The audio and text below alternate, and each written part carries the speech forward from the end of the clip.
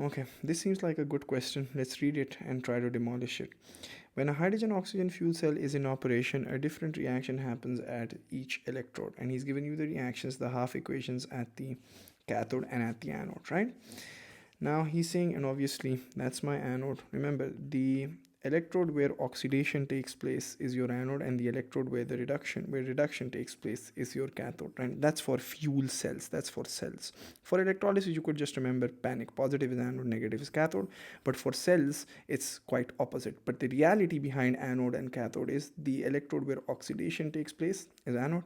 The electrode where reduction takes place, gain of electrons, is the cathode, right?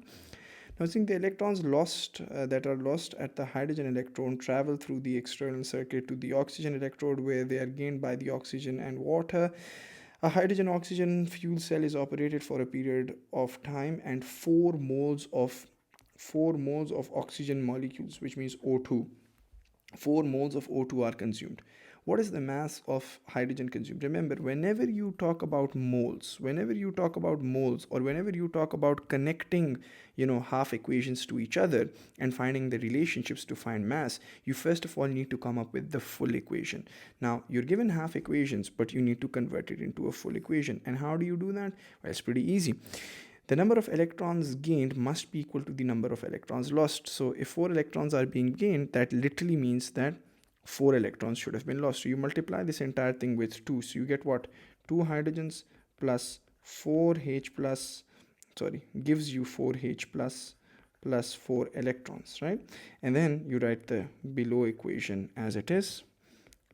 Plus 2H2O plus 4 electrons gives me 4OH minus. Now you know that electrons gained and the electrons lost are equal to the electrons gained, and then you literally add the left hand side and you add the right hand side. Yeah, so that's what you do. 2H2 plus O2 plus 2H2O gives me 4H plus ions and 4OH minus ions, right? That's what happens.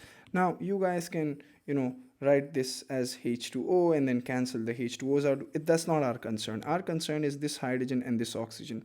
Realize that 1 mole of oxygen reacts with 2 moles of hydrogen. Now we could use the moles relation once we have the full equation. Remember, whenever you're calculating moles, you need the full equations. You need to convert the half equations into full equations, right?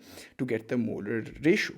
So 1 mole of oxygen reacts with 2 moles of hydrogen. So if you have 4 moles of oxygen molecules, how many moles of hydrogens do you need? 4 times 2, that's 8 moles of hydrogen.